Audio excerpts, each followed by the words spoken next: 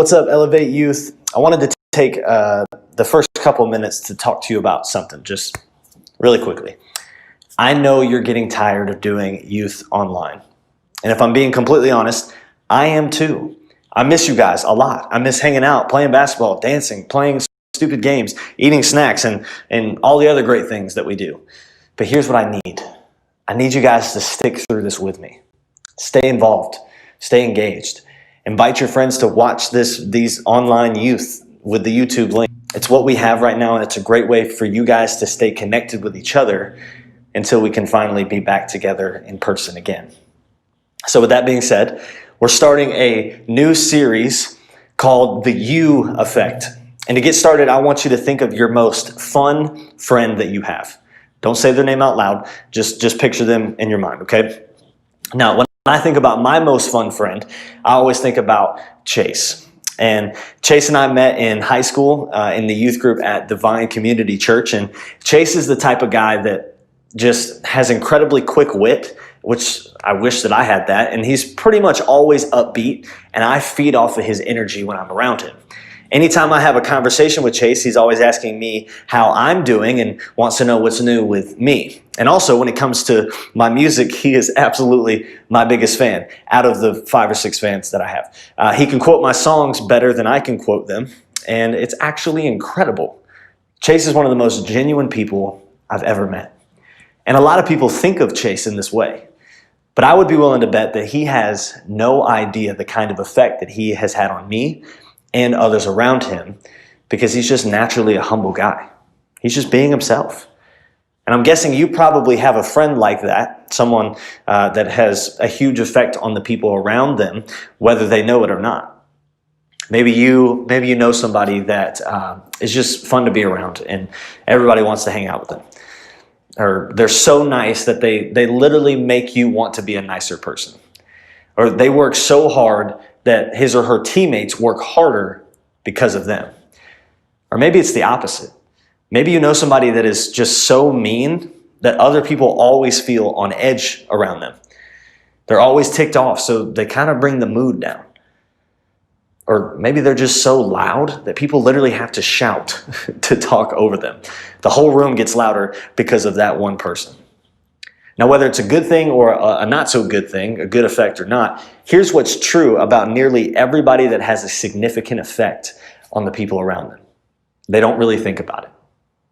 They either don't realize that they have an effect, or they haven't put much thought into how they could use it. And that's what makes this series so interesting and so tricky. For the next few weeks, we're going to be talking about the you effect, how you affect the people around you and the situations around you. In other words, we're going to be talking about influence. Now, for some of you, your influence is obvious. Maybe you hold some type of leadership position either at church or at school. Or you have friends who you understand people listen to you and almost always take your opinion seriously. Whether it's about something actually serious, like who your friends should date, to something completely random, like who's the best basketball player of all time, Michael Jordan or LeBron James. I'll let you debate that one. On the other hand, some of you may say, I don't affect, impact, or influence anyone. The me effect is pretty much zero. And the only person I have influence over is the family dog. And even sometimes he doesn't listen to me. And I'm not like your friend Chase. People don't go anywhere or do anything because of me. I'm not an influencer, like at all. And I don't really want to be. Either way, that's totally normal. And either way, the truth is, no matter what you or I think about influence, it's possible, even probable, that we don't realize how much you affect or me affect there really is, or what could happen because of it. We're going to be looking at someone who used what they had to affect others, even though they didn't have very much. It's recorded in one of the Gospels, which are the 4 books in the New Testament and the second half of the Bible that tell us about Jesus' life. And what we'll read today was recorded by a man named John, who was one of Jesus' closest followers and students. In fact, when Jesus was on the cross, one of the last things Jesus did was ask John to care for his mother after he died. So we can read these words knowing that they were written by an eyewitness who was trusted by Jesus. Now, let me set the scene. When Jesus traveled around in his 3 years of ministry, crowds almost always followed. It could have been because they had heard about Jesus, or they wanted some healing for something, or they were just curious. But whatever the reason, Jesus had a lot of influence. People were always around him. This particular day we're going to read about was no different. Sometime after this, Jesus crossed to the far shore of the Sea of Galilee, that is, the Sea of Tiberias. And a great crowd of people followed him because they saw the signs that he had performed by healing the sick. Then Jesus went up on a mountainside and sat down with his disciples. The Jewish Passover festival was near. When Jesus looked up and saw a great crowd coming toward him, he said to Philip, "Where shall we buy bread for these people to eat?" He asked this only to test him, for he had already had in mind what he was going to do. Imagine the scene. A large crowd has gathered to see the great miracle worker, Jesus. And what does Jesus do? He asked one of his disciples, Philip, what they should do. If I were Philip, I would have been like, "Hey, Jesus, aren't you the miracle guy? I think this is your area." But instead, Philip responds this way. Philip answered him, It would take more than half a year's wages to buy enough bread for each one to have a bite. In other words, hey, Jesus, you got to be kidding me. If we're going to feed everyone, there better be someone with a lot of dough around here to make that happen. Which is a good point. I mean, can you imagine sending someone to McDonald's to order 5,000 Big Mac combos? I mean, that's a lot even for McDonald's. The story continues. Another of his disciples, Andrew, Simon Peter's brother, spoke up. "Here is a boy with 5 small barley loaves and 2 small fish. But how far will they go among so many?" So apparently only one mom in the entire village packed a lunch for her son. And Andrew thought this was worth pointing out. I mean, it was. And that's when Jesus went to work. Jesus said, "Have the people sit down." There was plenty of grass in that place, and they sat down. About 5,000 men were there. Jesus then took the loaves, gave thanks, and distributed to those who were seated as much as they wanted. He did the same with the fish. When they had all had enough to eat, he said to his disciples, "Gather the pieces that are left over.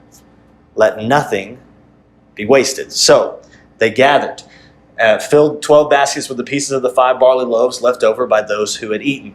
After the people saw the sign Jesus performed, they began to say, "Surely this is the prophet who has come into the world." And don't call me Shirley. Just kidding. Now, there were all kinds of questions that come up when I read this story. I had a lot of questions. Number one, was it buffet style? Could you just come get what you needed? Where did the baskets come from? How exactly did he turn 5 loaves and 2 fish into enough food to feed everyone? But here's maybe the most important question that we can ask. Who had the biggest impact in this passage? I mean, it's easy to see that Jesus had influence. Lots of it. I mean, by the end of this account, a large crowd was calling him a prophet because of the miracle that he had just performed. And then there's the disciples. They were impactful just by associating with Jesus. But the real superstar of the story may not be who you think. The boy with the lunch. Now, at first it seems like the opposite. How could a kid with some bread and fish be influential? But the truth is, it wasn't the amount of what he had that allowed him to make a difference. It was his willingness to use what he had that made him influential. And this would have been an even bigger deal in the context Jesus was living in, where children weren't valued at all. No one would have seen this boy as having influence, but that didn't stop him from stepping up. And it was his willingness to do it that ended up impacting thousands of people. Can you imagine how the conversation went with his mom when he got home that afternoon? Hey, Mom, there were thousands of people there, and guess what? They picked my lunch. No one, not even his mom, could have imagined things going that way. But they did. And thousands of years later, we're still telling his story. And I bet this kid and everyone around this kid never thought influence like this would be a part of his story. I mean, it didn't matter that he didn't take the stage. It didn't matter that he wasn't well known or in a position of leadership. He wasn't a speaker or a preacher. He wasn't super athletic or popular or academic. He wasn't cool or interesting enough that the writer would even tell us his name. Jesus wasn't looking for any of that. The only thing that mattered was that the boy brought all he had.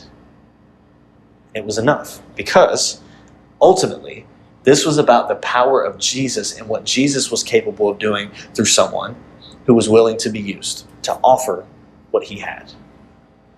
So when it comes to you affecting the world around you, it's all about you being willing to show up and offer what you have.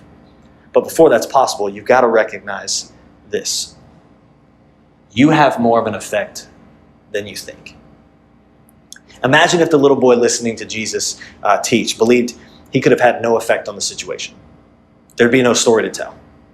In the same way, when we feel like we have nothing to bring to the table, that we don't have the potential to affect anything, there are so many stories and opportunities that we may be missing out on as a result.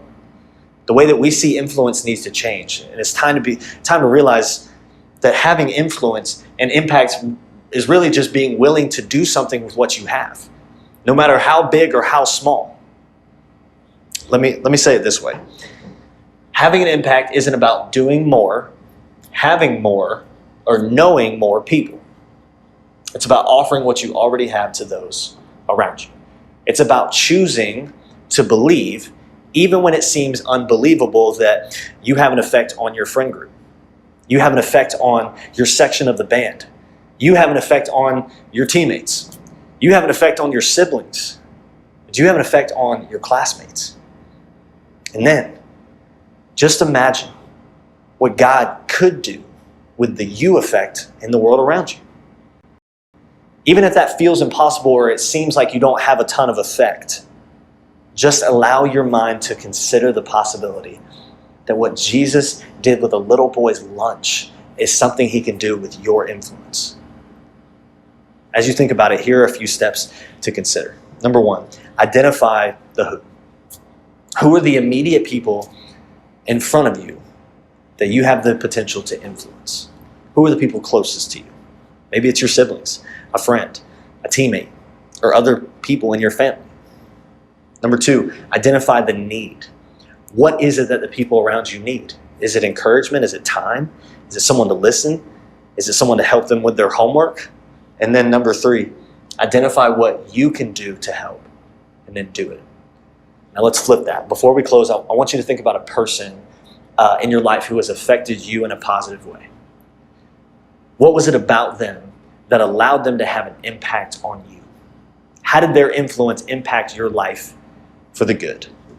Because in the same way that others have had an effect on you, you have the same ability to have an effect on others. And that's why we have small groups, by the way, because the people that you're around have an effect on you, and you have an effect on them. It may be more than you think. The question to ask yourself isn't, do I have the ability to impact others? Instead, the question should be, how will I use the influence that I already have? Now, ultimately, God is the one who has the power to change people. But all you have to do is show up, offer what you have, and then let Him do the rest.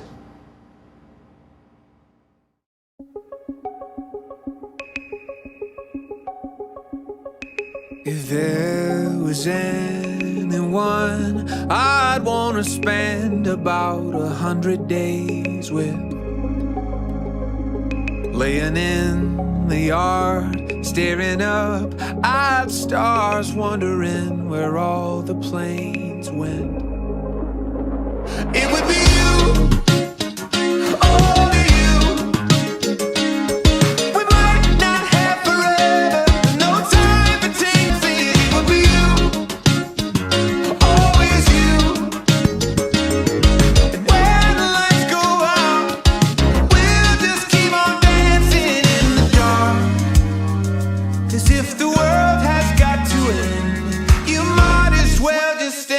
In my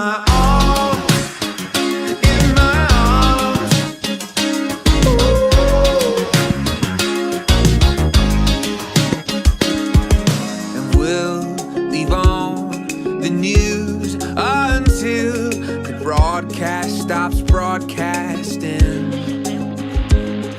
Just making drinks instead of plans while the record player's blasting.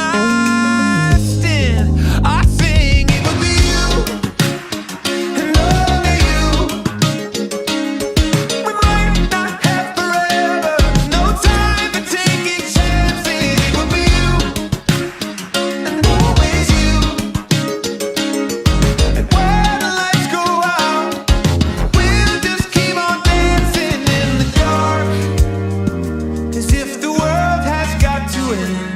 You might as well just stand up in my arms. If the sky turns black, if the markets crash, you should check your mom's house, then you should come back. 'Cause when it all goes down, I want you by my side. We could stay up till the last sunrise.